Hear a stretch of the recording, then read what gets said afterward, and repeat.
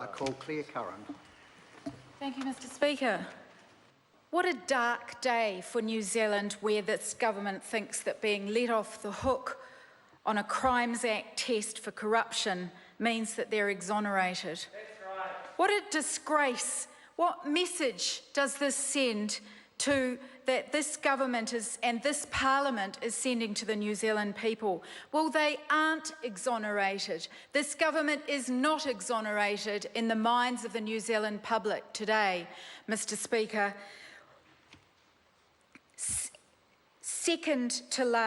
In the second to last paragraph of the Auditor General's report today on the Saudi sheep debacle, the outgoing Auditor General said this. She said, "My final thought relates to transparency. New Zealand has worked hard to have an ethical and transparent public sector. Accusations of corruption and bribery should be of concern to us all. During my time as Auditor General, I have seen an increase in these accusations. None of my inquiries have upheld these accusations. However, complacency is not an option. We should all continue to demand transparency in how our public resources have been used and what was achieved with our money. Transparency is the best foil for corruption." Well, Mr. Speaker, what is the state of transparency in New Zealand? This year, New Zealand slipped down the record of Transparency International's record to 4th place. And transparency, as we know, transparency is all about perception.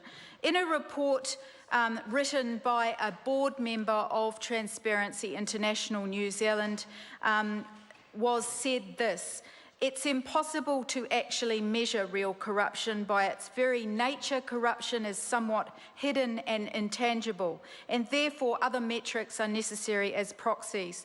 For example, when Transparency International commissioned a survey of public opinion about corruption in New Zealand in 2013, it found that 65% of New Zealanders said corruption had increased over the previous 3 years.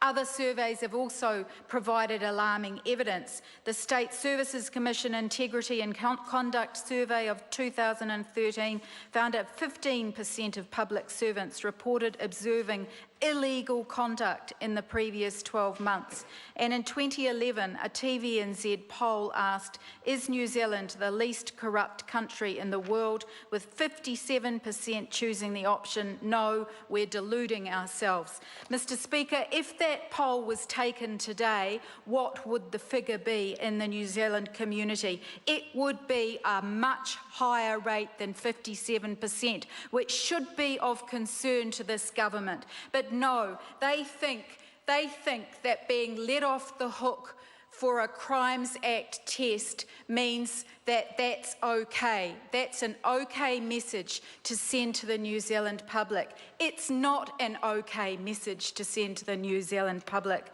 Paying lip service to transparency, not listening and not paying attention to the requirements of accords that we sign up to, such as the Open Government Partnership, shutting down whistleblowers, intimidating people, blaming public servants instead of taking responsibility as ministers. All of those things are the pattern that this government has shown over and over again. What message does that send to young people who are going through school and looking at politics and wondering whether they should vote?